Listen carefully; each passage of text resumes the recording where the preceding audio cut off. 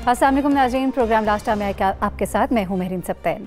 नाज़रीन, भारत के ज़ेर इंतज़ाम कश्मीर में बड़े पैमाने पर क्रैकडाउन इस वक्त जारी है, पकड़ धकड़ हो रही है, हुर्रियत रहनुमाओं को नज़रबंद किया जा रहा है। एक अजीब सा माहौल है इस वक्त कश्मीर में और उसकी वजह क्या है उस पर आज हम गुफ्तगू करेंगे। आर्टिकल 35A की हम बात करेंगे। इस आर्टिकल के तहत किसी भी गैर रियासती बाशिंदे को, भारत के इवन बाशिंदों को यहाँ पर किसी भी किस्म की गैर मनकुला जायदाद बनाने के हवाले से, नौकरी के हवाले से, रिहाइश के हवाले से इजाज़त नहीं है कि यहाँ पर वो बस सके, रह सके या किसी भी जायदाद को इख्तियार कर सके। अब ये कोशिश की जा रही है। सुप्रीम कोर्ट में आज से 4 साल पहले मोदी सरकार जब यहाँ पर आती है उसके बाद यहाँ पर सुप्रीम कोर्ट में एक दरख्वास्त दायर की जाती है एक तंजीम की जानिब से, जो बाद में भारतीय मीडिया के ही मुताबिक RSS की एक फ्रंट तंजीम है। और ये तंजीम जो है ये इस आइन के आर्टिकल को इसके ऊपर सवाल उठाती है और अब ये कोशिश की जा रही है कि इस आर्टिकल को ख़त्म किया जा सके। इस पे तहफ़्फ़ुज़ात जो हैं वो कुछ इस तरह से हैं कि चूँकि इसी की वजह से, यही वो अनासर है जिसकी वजह से कश्मीरी जो है वो अलहदगी पसंदी की तरफ जा रहे हैं, अलहदा होना चाहते हैं। अब कश्मीरी जो रहनुमा हैं उनके इस डर से कि वो यहाँ पर हड़ताल करते हैं, जब भी इस तरह का वाक़या होता है, जब भी ये हियरिंग होती है सुप्रीम कोर्ट में तो एक हड़ताल की कॉल दे दी जाती है। और अब इसी के पेश नज़र, क्योंकि कल हियरिंग है इस पर, यहाँ पर 10,000 से ज़ायद मज़ीद फ़ौजी भी बुला लिए गए हैं। पकड़ धकड़ का सिलसिला भी जारी है। आखिर भारत सरकार क्या चाहती है और क्या वो ये सब कुछ कर पाएगी जो कि वो चाहती है, इस पर गुफ्तगू करेंगे आज के प्रोग्राम में। फिर हम बात करेंगे नए पाकिस्तान में पुरानी शाखर्चियों पर। जी हाँ, इमरान खान साहब जो बात करते थे कि सेविंग्स की जाएंगी, अवाम का पैसा जो है वो अवाम पर खर्च किया जाएगा और अवाम के पैसों पर हम अयाशियाँ नहीं करने देंगे किसी को भी, तो क्या वो कितना कुछ हो पा रहा है? कौमी असम्बली कायमा कमेटी के चेयरमैन की मरात में इजाफा कर दिया गया है। इस इजाफे की क्या ज़रूरत थी, जबकि इससे पहले ही कौमी असम्बली के मेंबर होने के नाते वो पहले ही मरात ले रहे थे। और इसके अलावा और बहुत सी दीगर आसाइशें जिनका कि हम जिक्र करेंगे आज के प्रोग्राम में, जो हम समझते थे कि शायद ये नई हुकूमत आने के बाद इनसे इज्तनाब किया जाएगा, लेकिन हम देख रहे हैं कि वो सब बदस्तूर मौजूद है। बहुत सी बेहतरी की गई है लेकिन बहुत सी की अभी गुंजाइश बाकी है। फिर हम बात करेंगे कि किस तरह से मियां नवाज शरीफ साहब का जो फ़ैसला आया और इस फ़ैसले के ऊपर किस तरह से बात कर रही है मुस्लिम लीग के जो रहनुमा हैं, वो इसको जिस तरह से तनकीद का निशाना बना रहे हैं। कौन सी वो ऑप्शंस हैं जो अभी पाकिस्तान मुस्लिम लीग नून के पास मौजूद है और इसके ऊपर क्या कुछ हो सकता है। और सबसे आखिर में हम बात करेंगे नए पाकिस्तान में सानेहा मॉडल टाउन की, जो ये नई JIT है, इसके सामने जो मुस्लिम लीगी रहनुमा हैं जिनको कि तलब किया गया, पेश होने के लिए कहा गया, एक बार फिर उनकी तरफ से इनकार सुनने को आ रहा है। हमने देखा कि राना सनाउल्लाह ने पहले भी यहाँ पेश होने से इनकार किया था, कहा था कि ये गैर आइनी JIT है। तो फिर वो JIT जो पहले थी जहाँ आप पेश होते रहे और अब ये JIT है जिसके सामने आप पेश होने से इनकारी, आखिर इसकी वजह क्या है, इस सब पर गुफ्तगू करेंगे। हमारे साथ इस वक्त मौजूद है खालिद साहब, सीनियर सहाफ़ी इस्लामाबाद स्टूडियो से, जनरल रिटायर्ड एजाज ऐवान साहब, दिफाई तज्ज़ियाकार हमारे साथ मौजूद है, दानियाल चौधरी रहनुमा पाकिस्तान मुस्लिम लीग नून और रियाज फतियाना रहनुमा पाकिस्तान तहरीक इंसाफ। जनरल रिटायर्ड एजाज ऐवान साहब, आपसे आगाज़ करते हैं। और ये जो इस वक्त सिचुएशन पूरी क्रिएट की हुई है आर्टिकल 35A जिसके हवाले से चाहत है भारत की कि अब इसको किसी तरह ख़त्म कर दिया जाए, तो क्या ये एक नफसियाती दबाव डाल रहे हैं, ये पकड़ धकड़ हुर्रियत रहनुमा कि उनकी कॉल पे कोई शदीद एहतजाज ना हो, कामयाब हो पाएंगे? Thank you Mehreen. देखिए, इसके दो पहलू हैं। पहली बात यह है कि जो पकड़ धकड़ हो रही है या जो 10,000 आदमियों का उन्होंने मजीद सिक्योरिटी फोर्सेस में इजाफा किया है और जो क्रैकडाउन इस वक्त कश्मीर में हो रहा है, उसका तो मकसद है इस मूवमेंट को सप्रेस करना और एक दफ़ा हालात को काबू में लाने के लिए वो सर्च एंड कॉर्डन ऑपरेशन कर रहे हैं और जो कश्मीर की सिटीज़ हैं या मेजर टाउन्स हैं उनमें उनको वो सप्रेस करने की कोशिश कर रहे हैं। तो ये उनका पहला स्टेप है और वो चाहते हैं कि उसको कॉर्डन एंड सर्च हो जाए और लोगों को खौफजदा कर दिया जाए और जो लीडर्स हैं जो उनको मोबिलाइज करते हैं उनको हिरासत में ले लिया जाए। तो ये क्लैंप डाउन तो है, एक दफ़ा हालात पर काबू पाने की, जिसे आप कह सकते हैं कि आखिरी कोशिश कह लें, उस तरीके से ये कर रहे हैं। और ये जो आर्टिकल में तब्दीली है, ये वो लॉन्ग रन में वो चेंजेस लाना चाहते हैं, डेमोग्राफी में चेंज लाना चाहते हैं, क्योंकि अब उन्हें लग रहा है कि जिस नहज पर ये मूवमेंट पहुंच गई है और जिस तरीके से यूनाइटेड नेशन की ह्यूमन राइट्स कमीशन ने वायलेशन की बात की है, यूरोपियन यूनियन ने बात की है, OIC ने कहा था कि वहाँ पे ऑब्जर्वेशन मिशन भेजने चाहिए और फैक्ट फाइंडिंग मिशन वहाँ पर भिजवाए जाएं, तो जितना उन पर डिप्लोमेटिक दबाव बढ़ रहा है इंडिया के ऊपर, और इंडियन नैरेटिव जिस तरह से अपने होम ग्राउंड पे और इंटरनेशनली बीट बैक हुआ है, उसकी पजीराई नहीं हुई कि ये पाकिस्तान बेस्ड दहशतगर्दी है, ये नैरेटिव तकरीबन डिफीट हो गया है। ना इसको अमेरिका ने बाय किया है, ना हमारे सऊदी मेहमानों ने, ना कोई और जो दोस्त हैं ममालिक, किसी ने इसको बाय नहीं किया। और वो ये कह रहे हैं कि आप अपने अंदर तहकीकात करें। खुद उनकी कांग्रेस और इवन आरएसएस से आवाजें आनी शुरू हो गई हैं कि जो कुछ हुआ, उनके जनरल हुदा ने भी ये बात की और बहुत सारे लोग ये बात कर रहे हैं इंडिया में जो सेन माइंड्स हैं कि ये जो कुछ हुआ है कश्मीर के अंदर से हुआ है। महबूबा मुफ्ती की स्टेटमेंट और फारूक अब्दुल्ला की स्टेटमेंट को अगर देखें तो हर आदमी तकरीबन एक कंसेंसस है कि ये रिएक्शन है उन होने वाले मजालिम का जो कश्मीर के अंदर सिक्योरिटी फोर्सेस कर रही हैं।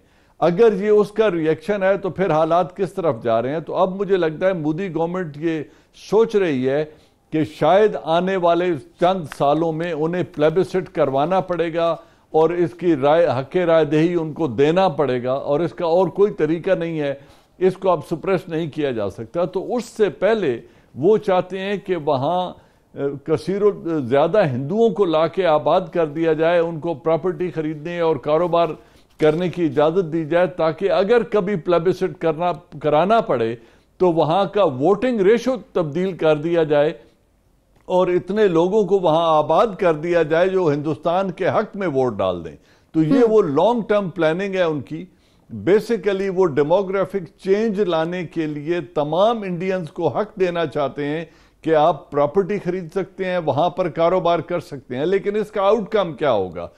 एक तरफ कश्मीरी इसको रेजिस्ट करेंगे क्योंकि उन्हें भी ये नजर आ रहा है कि अगर इस तरह डेमोग्राफिक चेंज ले गई तो इंडिया की तो 1 अरब 31 करोड़ आबादी है।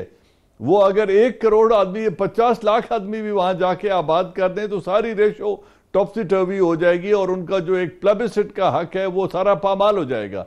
दूसरी तरफ जो जॉब अपॉर्चुनिटीज हैं उसको ये सीज कर देंगे और उनके अंदर बैठकर उनके कारोबार पर भी जो दौलतमंद बन गया है उसका कब्जा हो जाएगा, तो वो मजीद महरूमी की तरफ धकेल दिया। बिल्कुल दुरुस्त कह रहे हैं आप। और ये हम अगर तारीख पे हम नजर डालते हैं, सही कह रहे हैं आप, रेजिस्ट करेंगे और रेजिस्टेंस से ही एक डर खौफ है भारत के अंदर। राव साहब, ये एक जो तारीख की तरफ अगर हम देखते हैं तो जैसे कि नेहरू ने जिस तरह से ये आर्टिकल जो है ये आइन का हिस्सा बनाया गया था और उस वक्त एक आप कह लें कि एक लॉलीपॉप ही दी गई थी और ये भी था कि चले यहाँ पे कोई नौकरी नहीं कर सकेगा। मकबूजा कश्मीर में जो वहां के लोगों को जो हासिल हकूक थे अब उन्हें मुकम्मल तौर पर गस्ब करने की तैयारी की जा रही है। किस तरह से ये पॉसिबल हो सकेगा और कितना ये आगे थ्रेटनिंग होगा? जाहिर सी बात है कश्मीरी इसको डेफिनेटली एक्सेप्ट नहीं करेंगे। देखिए, जो बुनियादी तौर पे 70 साल से ये कोशिश कर रहे थे, अब इस नहज पे सारी पूरी तहरीक पहुंच चुकी है कि अब ये जो भी कोशिश कर लें वो कामयाब नहीं होगी। आर्टिकल 370 को छेड़ें, 35A को छेड़ें, कश्मीरियों की जो मर्ज़ी है उसके बगैर वहाँ पे अब फैसला नहीं हो पाएगा। ये जिस तरह से मर्ज़ी इसको कर ले। जहाँ तक इस पर्टिकुलर आर्टिकल का ताल्लुक है तो ये इसलिए शामिल हुआ था शेख अब्दुल्ला और नेहरू के दरमियान अंडरस्टैंडिंग के साथ, और प्रेसिडेंशियल ऑर्डर का चैलेंज भी हो बुनियादी तौर पे, वो उसको चैलेंज हुआ कि इसका प्रॉपर प्रोसीजर नहीं था कॉन्स्टिट्यूशन में शामिल करने का, उस बुनियाद पे चैलेंज कर रहे हैं। ये जब हुआ था, ये 1911 का जो डोगरा राज के दौरान ये तय हुआ था। 1911 की ये वही कंडीशनैलिटीज हैं जिनको 35A के तहत उसको कह ले के कॉन्स्टिट्यूशन का हिस्सा बना दिया गया। इसलिए ये 100 साल से ज्यादा पुराना ये कानून है बुनियादी तौर पर। और उसमें पाकिस्तान में भी जो कश्मीरी हैं वो भी रियाया तस्वुर होते हैं, वो भी उस तरह तस्वुर होते हैं। एक जो NGO को प्रॉब्लम वहाँ पे वो जो कोशिश की जा रही है कि जो ख़वातीन गैर कश्मीरी से शादी कर लेती हैं उनको तो हाई कोर्ट ने हक दे दिया था आज़ाद कश्मीर के कि वो शहरी रह सकती है, अगरचे पहले उन्होंने ख़त्म कर दिया था, लेकिन जो उनके बच्चे होंगे वो वहाँ के शहरी नहीं बन सकते। तो ये बुनियादी तौर पे इस चीज़ को छेड़ा जाए। लेकिन जनरल साहब की बात दुरुस्त है, बुनियादी तौर पे वो जाना उधर ही चाह रहे हैं, लेकिन ये वो फियर है, उनको भी समझ आ गई है कि इसके बगैर चारा कोई नहीं। इसलिए वो तैयारी करने की कोशिश कर रहे हैं कि किसी तरह से हम इसकी डेमोग्राफी चेंज करके अक्सरियत पैदा करके जो है एक रेफरेंडम जब होता है इस्तिस्वाब राय वहाँ पे होता है UN की वो रेजोल्यूशन के तहत, तो हम किसी तरीके से अपना वहाँ पे हक जितला सके। लेकिन हुआ क्या है, आप देखें, जब ये जो लद्दाख के लोग हैं और जम्मू के लोग हैं वो भी ले सकते हैं वहाँ पे शहरियत, वहाँ से तो कोई माइग्रेशन नहीं हुई।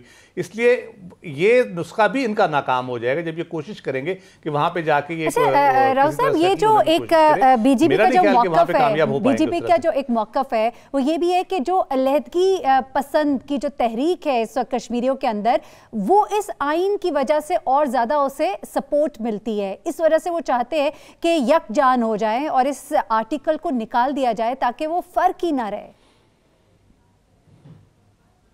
देखे, एक वहाँ सीधी सीधी सोच पाई जाती है कश्मीरियों में, शेख अब्दुल्ला हों, जो भी है लीडरशिप है वहाँ पे। और एक फैक्ट भी है, हम तो एक्सेशन को नहीं मानते जो डोगरा के महाराजा ने की थी, हम तो उसको नहीं मानते, हम तो उसको अपना हिस्सा तस्लीम करते हैं। अगर उसको मान भी लिया जाए तो आर्टिकल 370 और 350A अगर नल एंड वाइड होता है तो एक्सेशन भी नल एंड वाइड हो जाएगी साथ उसके। एक्सेशन इन पे स्टे ही इन पे कर रही है कि उनकी ऑटोनॉमी और प्लस उनकी जो सिटीजनशिप का राइट है, उस पे और नौकरी का राइट है, जो भी है, जो एग्रीड अपॉन चीजें हैं, उसी पे वो बेस ही वो है उनकी। अगर वो इस चीज को खत्म करते हैं तो उनका एक्सेशन की ग्राउंड्स नहीं रह जाएंगी उस तरह से। उसको फिर आप आई डोंट नो, कोई लीगल एक्सपर्ट बता सकता है, आप इंटरनेशनल कोर्ट में भी फिर कश्मीरी जाके चैलेंज कर सकते हैं। सही आप कह रहे हैं, ये दोनों जो आर्टिकल हैं ये एक दूसरे के साथ लाजिम और मलजूम है। वो जो आप एक्सेशन की बात कर रहे हैं ऐसा ही है।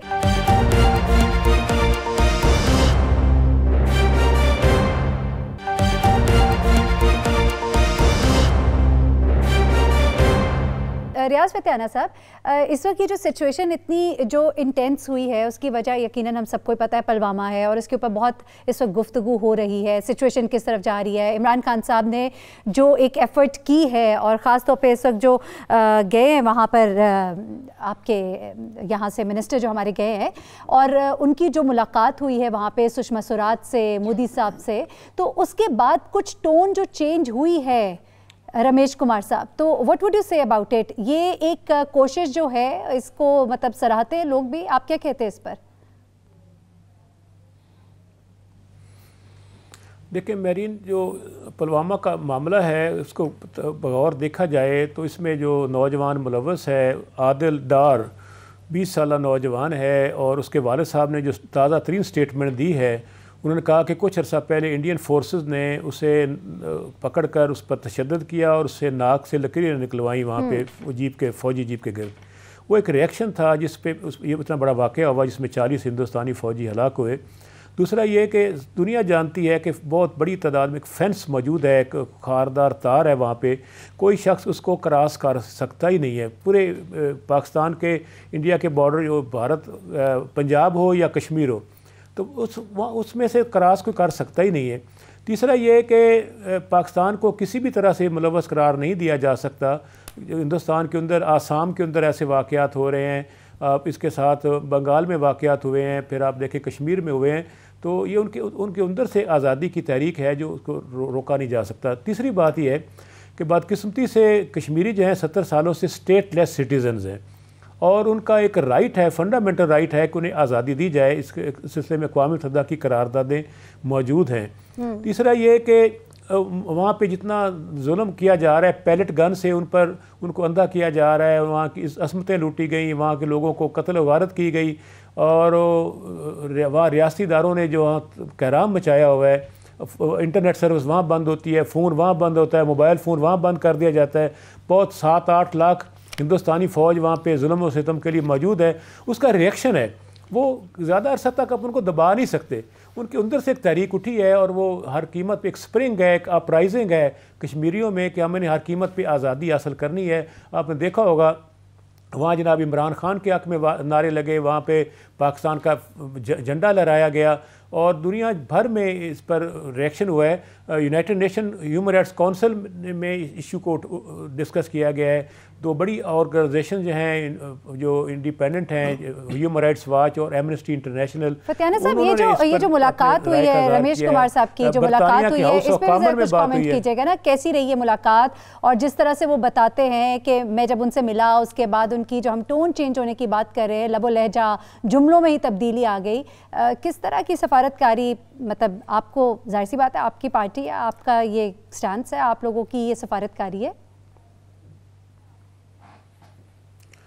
जी, वो हमारे दोस्त हैं, हमारे साथी MN हैं रमेश कुमार, वो पाक इंडिया जो हमारा पार्लियामेंट्री फ्रेंडशिप फोरम है, मैं उसका मेंबर हूँ, वो उसके चेयरपर्सन है और वो इंडिया में गए थे। वहाँ पे उनकी एक ये समझ लें कि वहाँ मुलाकातें हुई, वो अपनी जगह पे है। ये सिलसिला दुनिया में चलता रहता है, पार्लियामेंटेरियन दूसरे मुल्कों के साथ राब्ते में रहते हैं, इस मुल्क के फ़ायदे में बात करते हैं। लेकिन गुजारिश ये है, देखना होगा कि ये सारा कुछ हुआ क्यों। इंडिया में जब भी इलेक्शन होते हैं, 2014 में लास्ट इलेक्शन हुआ है, इस साल दोबारा इलेक्शन हो रहा है। इसमें बीजेपी एक इंतहाप पसंद जमात है, उसको शिकस्त का सामना नज़र आ रहा है और कांग्रेस आई और जिसमें जो राहुल गांधी हैं वो मुतवक्को वज़ीर-ए-आज़म नज़र आ रहे हैं।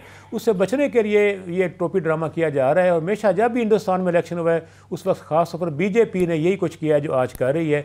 जैसे ही इलेक्शन ओवर होंगे और बीजेपी के हारने के बड़े वाज़ेह इम्कानात हैं, मामला सेटल डाउन होना शुरू हो जाएंगे। अच्छा दानियाल चौधरी साहब, आप चले, हम चाह रहे थे कि थोड़ी सी वो तारीफ ज़्यादा करें, आप कर दें कुछ तारीफ थोड़ी सी।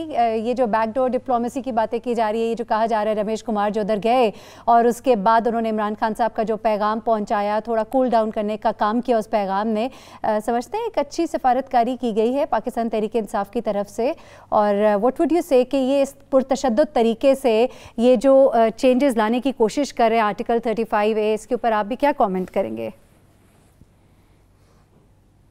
लेकिन ये पहले थोड़ा सा जो जनरल साहब जिस तरह बोल रहे थे और भाई बोल रहे थे, अगर मैं उसको कंटिन्यू करूं कि देखें आज इंडिया इस तहज पे क्यों आके खड़ा हो गया और ऐसी चीज़ें क्यों करने शुरू हो गया है कि देखें आपने जो कश्मीर में हो रहा है ये जेनोसाइड है और जेनोसाइड दुनिया में जहाँ जहाँ हुआ वो रेसेस और कम्युनिटीज़ के अगेंस्ट हुआ। आपने देखा वो टूट्सीज हो, रिवांडा हो या सर्बियंस हो, जहाँ जहाँ हुआ वहाँ अल्टीमेटली कोर्ट्स ने यूनाइटेड नेशंस के आर्टिकल 2 के अगेंस्ट था और उसके ख़िलाफ़ उन्होंने फ़ैसले लिए और उन्होंने ना कि खाली उनके लीडर्स को, उनके हेड्स को, उनको इम्प्रिजन किया, बल्कि बड़े सख्त फैसले लिए गए। और इसी तरह जब इंडिया जब देखता है कि रोज़ ये जो जेनोसाइड हो रहा है, यहाँ देखिए पाकिस्तान में क्या प्रॉब्लम चल रही है या और दुनिया के मुल्कों में, यहाँ है कि लोगों की तनख्वाहें कम हैं, जॉबलेस हो रहे हैं। लेकिन कश्मीर में इश्यूज़ क्या हैं? कश्मीर में है कि किसी की वालदा के साथ ज़्यादती हो रही है, किसी की बहन के साथ ज़्यादती हो रही है, लोग सुबह घर से निकलते हैं और रात को उनकी लाश वापस आती है, शहीद हुए हुए बच्चे वापस घर पे आते हैं। तो जब इन तमाम चीज़ों की बात करते हैं और इंटरनेशनल फोरम्स पे जो उठाया गया, ये आर्टिकल 2 ऑफ यूनाइटेड नेशंस की क्लियर 70 साल से खिलाफ वर्जी हो रही है और जो ये चीज़ें आगे जा रही हैं, जो चीज़ें आगे बढ़ रही हैं, तो उनको अकाउंटेबिलिटी और इस चीज़ों का सामना पड़ेगा। लेकिन इस चीज़ को रिजॉल्व करने से बहुत पहले this is a story telling, और ये स्टोरी टेलिंग कौन बेहतर करेगा, वो हम करेंगे या इंडिया करेगा, ये टाइम बताएगा। लेकिन जो रमेश कुमार साहब का विजिट था उसके ऊपर, क्योंकि मैं इससे पहले एक प्रोग्राम में था और उससे पहले भी उनसे बात कर रहा था, तो बड़ा फ्रूटफुल रहा। एक तो उन्होंने अपना पिलग्रिमेज किया और वो यही बता रहे थे कि वो मोदी को मिले, वो सुषमा स्वराज को मिले और पाकिस्तान का जो नैरेटिव था उन्होंने कोशिश की कि वहाँ के लोगों को ऑन बोर्ड लेके मीडिएट कर सकें। हमने हमेशा, हमारा रोल ये रहा है कि पाकिस्तान का कोई भी सियासतदान हो, वो तहरीक इंसाफ से हो, वो पीपल्स पार्टी से हो, वो मुस्लिम लीग नून से हो, कि हमेशा इस नीयत से किया कि उस इलाके में और ख़ास तौर पे पाकिस्तान और इंडिया पीस डायलॉग की तरफ जाएं। और डेमोक्रेसी का सबसे बड़ा नॉर्म ये है निगोशिएशन, और जब तमाम चीज़ें फेल हो जाती हैं हम फिर भी निगोशिएट करते हैं। This is how the democratic world works. और जब उन्होंने वही अपना रोल प्ले किया, अपनी पार्टी अपने तमाम चीज़ों से बलातर होकर पाकिस्तानी की हैसियत से, और आई थिंक कि अगर ऐसा रोल प्ले किया जाएगा तो शायद इंडिया के लीडर्स में शर्म जागे। लगता है कि गुज़िश्ता हुकूमत जो आप लोगों की हुकूमत थी उसमें थोड़ा इस सिफारतकारी के ऊपर थोड़ा सा और फोकस किया जाता तो शायद मामलात इस नहज पे अभी ना पहुंचते, थोड़े मामलात और बेहतर होते।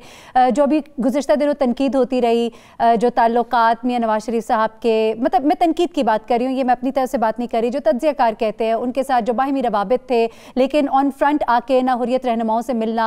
उसके बाद कुलभूषण का जो वाक़या है उसमें ये ऑपोजिशन की तरफ से कहा जाता रहा कि कभी तो कुलभूषण का नाम ले लीजिए। फिर उसके बाद अखबार को जो इंटरव्यू दिया जाता है और उस इंटरव्यू को जिस तरह से अब इस केस में इस्तेमाल किया जाता है तो बहुत से सवालात उठे। कुछ कमेंट करेंगे इस पर भी? बिल्कुल जी, ज़रूर करूँगा। लेकिन पहले मैं अगर आपकी इस चीज़ का करूं कि देखें, मियाँ वो वाजपेयी का दौर हो, बस में आने का पाकिस्तान में सफ़र हो, या बॉर्डर्स खुलने का सफ़र हो, या प्याज भेजने का या टमाटर मंगवाने का सफ़र हो, मियाँ नवाज शरीफ ने हमेशा डिप्लोमेसी की बात की, PML ने डिप्लोमेसी की बात की। लेकिन अनफॉर्चुनेटली भारत की तरफ से हमेशा एक मुस्बत और एक या अनग्रेटफुल एक एटीट्यूड रहा उनके लीडर्स पर, ख़ास तौर पर आजकल के जो ये मोदी साहब हैं, इनका तो नैरेटिव ही ये है, इनका नैरेटिव ये रहा और इसी पर इनको इलेक्ट किया गया। और हमें समझते में हैं कि आगे आने वाले टाइम पे इनका नैरेटिव यही रहेगा, लेकिन हम फिर भी हम इनको कोई मौका नहीं देंगे, क्योंकि आज पाकिस्तान की जंग जो इकोनॉमिक वॉरफेयर है, पाकिस्तान की इकोनॉमी बेहतर हो रही है, पाकिस्तान की तमाम चीज़ें इकोनॉमिक इंडिकेटर्स, इवन दो हम नाअहल हुकूमत है लेकिन फिर भी इकोनॉमिक इंडिकेटर्स देखें तो इंशाअल्लाह ये मुल्क बेहतरी की तरफ जाएगा। और भारत जब ये देखता है तो फिर अनसर्टेनिटी ये इन तमाम चीज़ों को छेड़ने की बात करता है। और इसीलिए हमेशा हमने मियां नवाज शरीफ ने चाहे जितने मर्जी इल्ज़ाम लगाए, वो पाकिस्तान से मुहिब वतनी की खातिर, Pakistan is the son of the soil and for the country and for the love of the soil he always tried to play a better negotiator, he tried to play the role for the country. जहां तक कलभूषण की बात है, हमने हमेशा अपना narrative लिया, लेकिन जो आप नैरेटिव की बात करती हैं वो झूठ था, है और रहेगा। और अगर इस पे किसी को डिसएग्री करना है या डिसएग्रीमेंट्स हैं तो वो अब इनके अपने ही उस वक्त के जल्द दौरानी साहब की स्टेटमेंट या उनकी जो इंटरव्यू था जिनको उनको बुलाया भी गया, वो पढ़ लें तो शायद हम सबको बेहतर जवाब मिल जाएगा। लेकिन मियां नवाज शरीफ की जहां तक बात है, वो हमेशा उन्हें निगोशिएट किया और he is the son of the soil.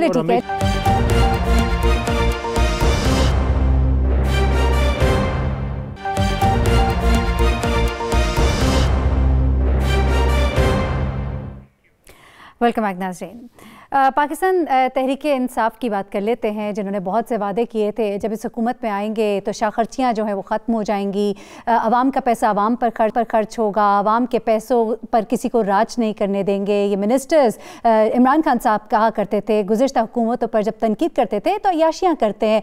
अब हम ये देख रहे हैं कि कौमी असम्बली की जो कायमा कमेटियों के चेयरमैन हैं उनको जो मराद दी गई थी उनमें मज़ीद इजाफा कर दिया गया है। बहुत सी और ऐसी बातें उनका ज़रा जायज़ा लेते हैं जो इमरान खान साहब कहते तो रहे लेकिन कर ना पाए, बल्कि हमें बहुत कुछ ऐसा ही शायद होता दिखाई दे रहा है जो गुज़िश्ता हुकूमतों में होता रहा। राव खालिद साहब, ज़रा आप इस पे कमेंट कीजिएगा, क्योंकि हम देखते हैं कि उस्मान बुज़दार साहब के प्रोटोकॉल पे भी बड़ी बातें होती हैं, उनके साथ कितनी गाड़ियां हैं। उसके बाद फिर ये बात की जाती है कि वज़ीर आज़म साहब जो यूनिवर्सिटी बनाने का कहते थे वो तो हो ना पाई, गाड़ियों की नीलामी का फ़ायदा कितना एक हुआ, जो नीलाम होना चाहिए था वो नीलाम हो ना सका, जो नीलाम हुआ उससे कुछ फ़ायदा हासिल ना हुआ, पे मेहमान आए तो मेहमानों को किस पर लेकर जाएँ, पे किराए पर दोबारा गाड़ियां लें और उतने ही अखराजात हो जाए तो फिर फ़ायदा क्या हुआ। प्लानिंग का भी फुकदान है। उसके अलावा क्या कहते हैं, ये जो मराद बढ़ाने की ज़रूरत क्यों पड़ रही है? पहले ही ले रही है, कौमी असम्बली के मेंबर्स तो हैं ही।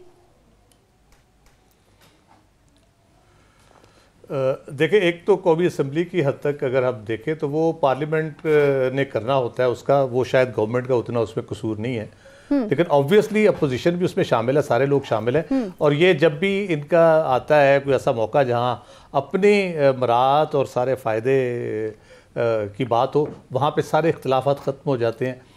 वो ना एक दूसरे के खिलाफ नारेबाजी होती है, ना एजेंडा फाड़ा जाता है, ना कुछ, फौरी तौर पे उसको पास कर लिया जाता है, उसको ये गो थ्रू हो जाता है वो चीज़ें।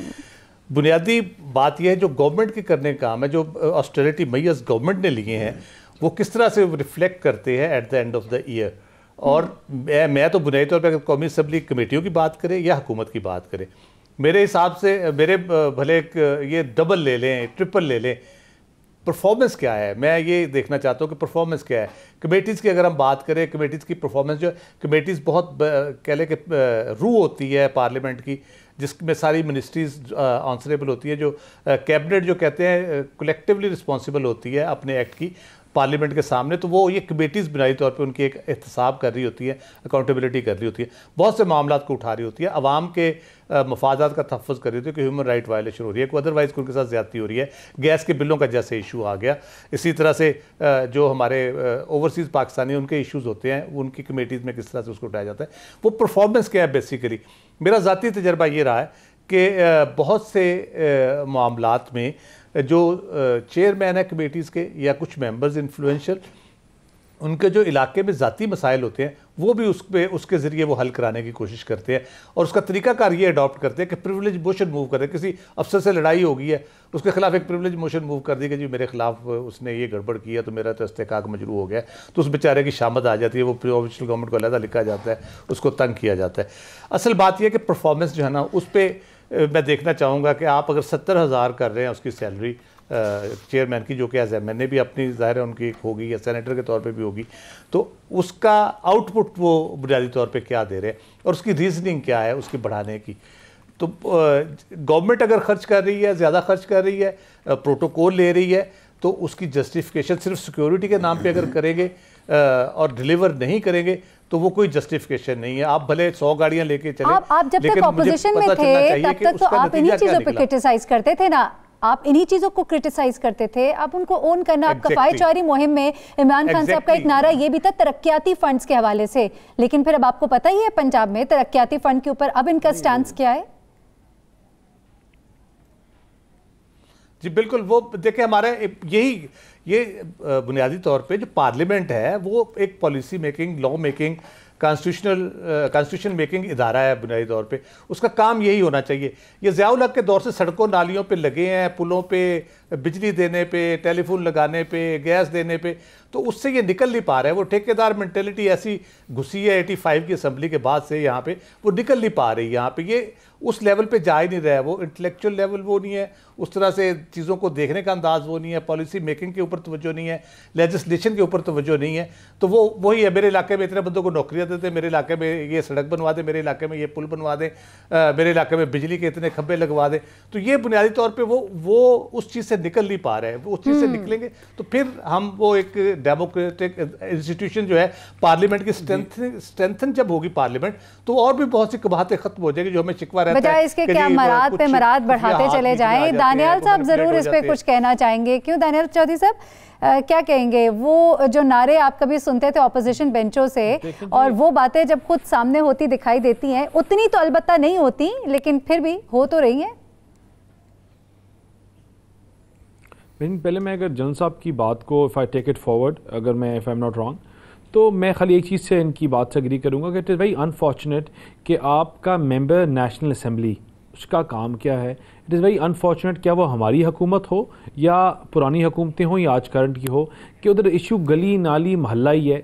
उधर इशू यही है कि फ़लान नाली के ऊपर मीटर किसने लगवाना है, लाइटें किसने लगानी है, जो नेशनल असम्बली के बंदे का काम नहीं है। लेकिन अनफॉर्चुनेटली आपके पॉलिटिकल सिस्टम में ये चीज़ें इस तरह इम्पल्स हो गई हैं कि लोग यहाँ आज भी लोग ठेकेदार को एक पढ़े लिखे इंसान से लाने से बेहतर समझेंगे एक ठेकेदार को एमएनए बना दो या एक ठेकेदार को वोट दे दो। इज़ वेरी अनफॉर्चुनेट, और ये हमारे मुल्क का डायलेमा है, हकीकत है जिससे हम ना छुप सकते हैं और ना इससे कॉन्ट्रडिक्ट कर सकते हैं। लेकिन उससे ज़्यादा एक अनफॉर्चुनेट चीज़ ये है कि जो इमरान खान ने नारा लगाया था, तब्दीली की बात की थी और चेंज की बात की थी, आज लोग वो मुंतज़र हैं, सवाल पूछते हैं वो बुलडोज़र्स किधर हैं जिन्होंने गवर्नर हाउसेस गिराने थे, वो बुलडोज़र्स किधर हैं जिन्होंने प्राइम मिनिस्टर हाउस गिरा के यूनिवर्सिटी बनाना था। लोग पूछते हैं कि भैंसे बेच के आपने जो अरबों रुपया कर्जा जो रकम जमा की थी, आज गरीबों की फलाह बहबूद के लिए उस पर क्या काम हो रहा है। लोग इनसे ये भी पूछते हैं कि जो आपने वादे किए थे कि हज़ारों अरबों डॉलर्स आएंगे, मैशत को स्ट्रेंथन करेंगे, डॉलर को स्ट्रेंथन करेंगे, गरीब की तनख्वाह में इजाफा करेंगे, जो उन्होंने कहा था नौकरियां देंगे, जो उन्होंने कहा था घर बनाएंगे, लेकिन ये लोगों को बेघर करते रहे, ये लोगों के घर गिराते रहे। ये सब कुछ तो नहीं हो सकता ना, लेकिन एक स्टेप तो लिया किसी हद तक, इखराजात में कमी तो हुई ना। आपने देखा इमरान खान साहब खुद अपने साथ कितना प्रोटोकॉल रखते हैं, ये अलग बात है, उस्मान बुज़दार साहब का प्रोटोकॉल अलग है। मेरीन, आपने बड़ा अच्छा बात किया। आपको पता है कि कितना डेफिसिट था, कितना बजट डेफिसिट लास्ट गवर्नमेंट में क्या था और इस करंट गवर्नमेंट में क्या है। लास्ट में 2 बिलियन था, इस दफा 2.4 है। The budget deficit has increased. आपने मुझे बताएं कि आप अगर कंपैरेटिव एनालिसिस देखिए, IMF को इन्होंने मरात भी दिए, आप लोग की हुकूमत में जो इन्होंने देखिए ये जी मैं कहा आप लोग की हुकूमत में जो जिस तरह से चीज़ों को कुछ हकायक को छुपाया गया वो सब भी सामने ही है। उसके बाद आप लोगों के छोड़े हुए कर्जे हैं, वो GDP ग्रोथ रेट और इन सब के ऊपर हम गुफ्तगू करेंगे, गुफ्तगू दूसरी तरफ चली जाएगी। ये जो इस वक्त हम बात कर रहे हैं ना, क्योंकि ये शाखर्चियों पे एक बड़ा वो नारा था जिस पर इनको वोट मिला था, हम उसको आज डिस्कस करना चाह रहे हैं। देखिए मेरीन, लोग आज भी कहते हैं वो छुपाई हुई चीजें ज्यादा बेहतर थी। लोग कहते थे कि अगर डॉलर को आर्टिफिशियली कंट्रोल किया था तो इनके पास अरबों डॉलर पड़ा हुआ भी था। 21 बिलियन डॉलर था, 8 बिलियन डॉलर स्टेट बैंक में था, 6 बिलियन डॉलर आपकी मार्केट में था। लोग तभी कहते, देखिए मेरीन, आज महंगाई की बात कर लें आप और सब चीजें छोड़ दें, 8.8% इन्फ्लेशन मंथली, महीनेवार जो होती है, लोगों की चीखें निकल गई हैं। चलिए रियाज फतियाना साहब से आपकी बात का जवाब ले लेते हैं। रियाज फतियाना साहब कुछ कहना चाहें? मेरीन, बात गुजारिश ये है, ये माज सारा प्रोपेगेंडा है, कुछ नहीं है।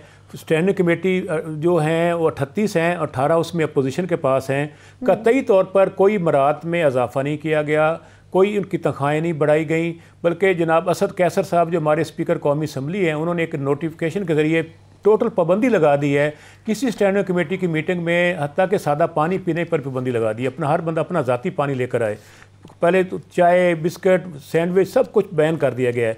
और इसके साथ साथ स्टैंडिंग कमेटीज़ जो हैं उसका बुनियादी मकसद ये होता है कि 342 के मेन हाउस में सारी चीज़ें डिस्कस नहीं हो सकती।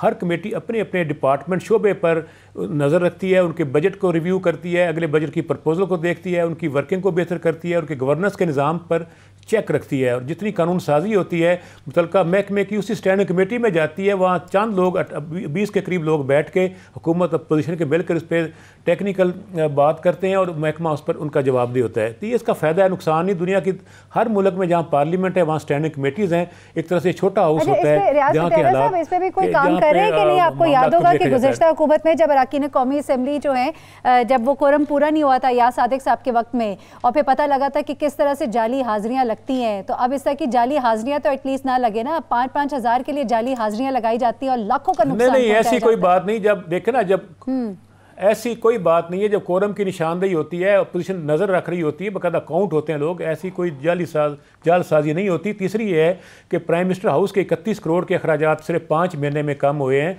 कोई प्रोटोकॉल नहीं लिया जा रहा, वज़ीर-ए-आज़म अपने घर में बनी गाला रह रहे हैं।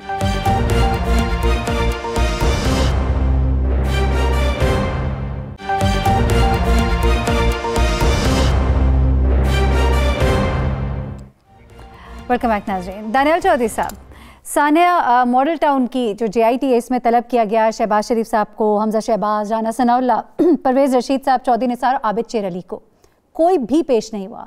गुज़श्ता हुकूमत में जो JIT थी उसके सामने शहबाज शरीफ साहब भी पेश हुए, राना सनाउल्लाह साहब भी पेश हुए। क्या वजह है, क्यों नहीं पेश हो रहे? गैर कानूनी कह दिया राना सनाउल्लाह साहब ने इसे, क्यों, क्या फ़र्क है? देखिए जो मुझे इस पे मैं इन किसी में से किसी का स्पोक्स पर्सन तो नहीं हूँ, लेकिन पार्टी का नैरेटिव भी इस चीज़ में मालूम नहीं, लेकिन जो हकीकत है और जो एज अ लॉयर और जो हमारा स्टांस रहा है वो ये है कि जिस JIT का फैसला एक दफ़ा हो चुका, उसका कोर्ट्स ने उसको पहलू को देखा, हाई कोर्ट ने देखा और आपके सामने आया, तो JIT को दोबारा पूरी फाइंडिंग को 6 महीने जिस पे लगाए उसकी फाइंडिंग्स को ख़त्म करके और नई तशकील देना इज़ अनकॉन्स्टिट्यूशनल। और आई थिंक इन तमाम लोगों के अपने ग्रीवेंसेस हैं, अगर उनको सेटल किया जाए तो उसके बाद लाजमी पेश होंगे।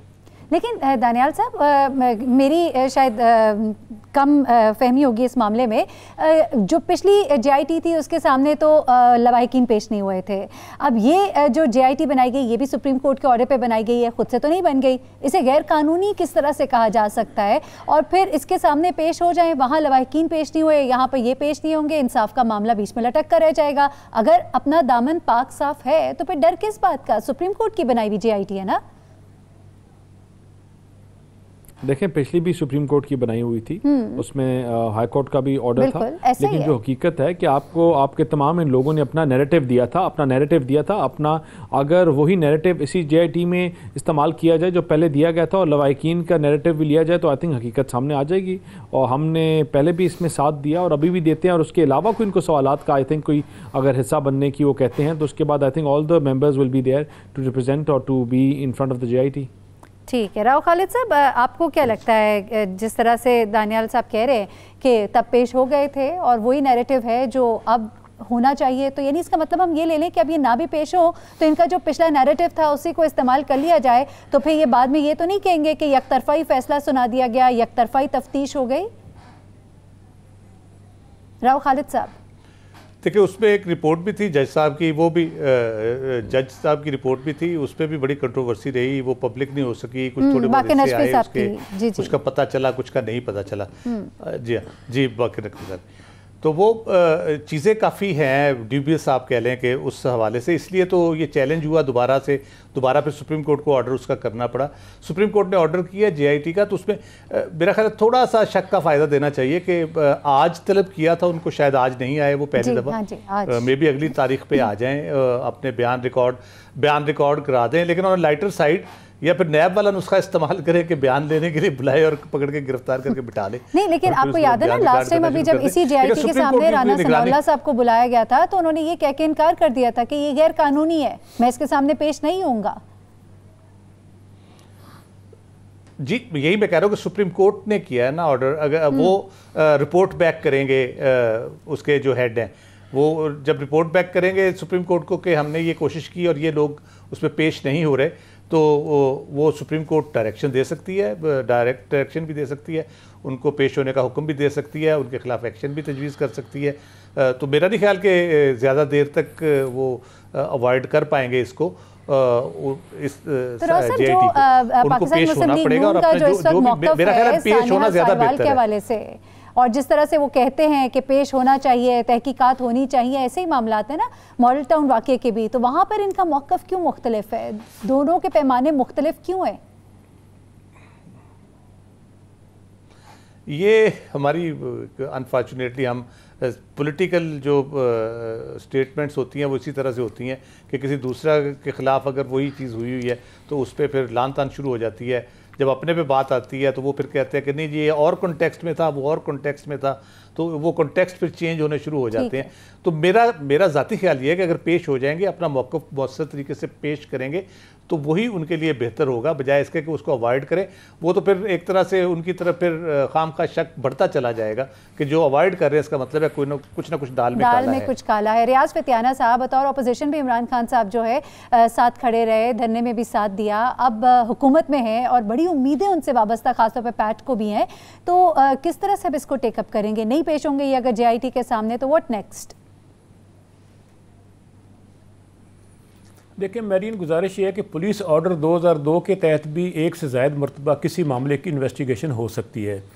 दूसरा, ये जो जॉइंट इन्वेस्टिगेशन टीम बनी है कतई तौर पर हुकूमत इसमें मुलव्वस नहीं है, ना ये हमारे हुकूमती इदारों किसी ने डायरेक्शन दी है, ये आला अदलिया का फ़ैसला है, अदालती फ़ैसला है जिसके तहत दोबारा JIT बनी है।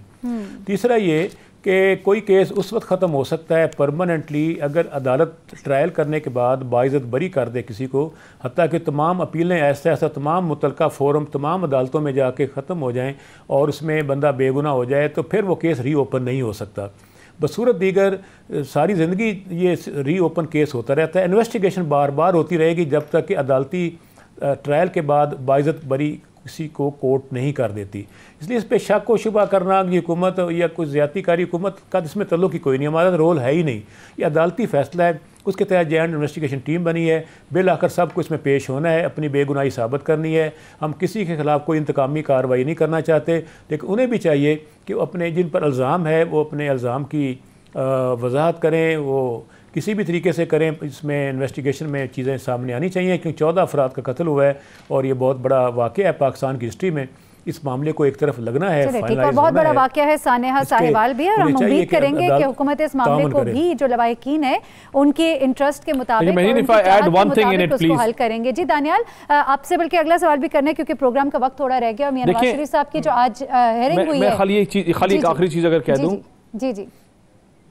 जी कि देखिए, हमने मॉडल टाउन में हमने पहले भी पूरा ताउन किया और इंशाल्लाह आगे भी करेंगे। हमने इसके जितनी भी प्रोसीडिंग्स हुई उसमें हिस्सादार बने, उसमें अपनी पूरी शिरकत की, इवन दो हमारा कोई लेन देन नहीं था, लेकिन फिर भी गवर्नमेंट के जो लोग थे और आगे भी इंशाल्लाह हम JIT के सामने आने वाले टाइम पे जो भी स्ट्रैटेजी होगी, लेकिन इंशाल्लाह पेश होंगे और आगे चीज़ों को बेहतर तरीके की तरफ लेकर जाएंगे। ठीक है। अच्छा दानियाल चौधरी साहब, आज जो मियां नवाज शरीफ साहब का जो केस था और जो रिहाई के हवाले से, उनकी ज़मानत रिहाई और उनकी मेंटल हेल्थ के हवाले से, उन इस पर ज़रा सी हम आपका जानना चाह रहे हैं। वक्त मुख्तसर रह गया, अगर मुख्तसरन बता सके जो नेक्स्ट ऑप्शंस उनके पास इस वक्त अवेलेबल है, आपकी पार्टी के अंदर क्या डिसीजन है, अब क्या अवेल किया जाएगा, क्योंकि जो लीगल मेरिट्स है वो अभी डिस्कस होने रहते हैं। What next will be done, legal merits के ऊपर अब इसको आगे लेकर आएंगे, क्या कुछ करेगी आप पाकिस्तान मुस्लिम लीग नून? देखिए जी, ये जो केस था ये मेंटल हेल्थ का नहीं था, ये उनकी फिजिकल हेल्थ, जिसमें स्पेशली उनका हार्ट और कार्डियक पेशेंट, इस चीज़ का फिजिकल हेल्थ का केस था। और जो सुप्रीम कोर्ट ने आज हाई कोर्ट ने अपनी फाइंडिंग्स दी बेल रिजेक्शन की, वो यही कहा कि हाई कोर्ट ने कि अगर क्योंकि मामला इतना सीरियस नहीं है तो इसलिए उनको अलाउ नहीं की गई बेल। और ये सुप्रीम कोर्ट की एक जजमेंट थी रिसेंटली खोसा साहब ने जो दी थी। लेकिन बड़ा अनफॉर्चुनेट है कि अगर आप तमाम बोर्ड की, मेडिकल बोर्ड की रिकमेंडेशन पढ़ें तो उन लोगों ने बड़ा कैटेगोरिकली, बड़ा क्लियरली कहा कि मियाँ साहब की हेल्थ ठीक नहीं है एज की वजह से भी, और उनका हार्ट भी is not in the best functional position, तो उनको बिल्कुल अलाउ करने देना चाहिए और जाना चाहिए। और इसीलिए मियाँ नवाज शरीफ आज वापस कोर्ट लथपथ चले गए हैं, क्योंकि अगर डॉक्टर से बेहतर जजेस को पता है तो फिर उन्होंने इस चीज़ को रिस्पेक्ट किया, और अगर उन्होंने कहा कि अगर जजेस को लगता है मेरी सेहत को कोई नुकसान खतरा नहीं है तो फिर I should go back to the jail, and that is why he went back to the jail. और जहाँ तक रेमेडीज़ की अवेलेबिलिटी की बात करते हैं जी, तो आगे हम, क्योंकि इंशाल्लाह 16 को दोबारा तारीख लगी है फॉर द बेल एप्लीकेशन, जहाँ मेरिट्स के ऊपर डिस्कस किया गया, तो हम बड़े पॉजिटिव हैं। Being a lawyer, being an advocate, I am very positive, क्योंकि ये केस में इंशाल्लाह उनको ना कि ऑर्डर सस्पेंड होगा, उनको बेल भी मिलेगी इंशाल्लाह। प्रोग्राम का वक्त खत्म हुआ, इंशाल्लाह आपसे कल फिर मुलाकात होगी। मुझे मेहरीन सब्तैन को इजाजत दीजिएगा, अपना बहुत ख्याल रखिएगा। अल्लाह हाफिज।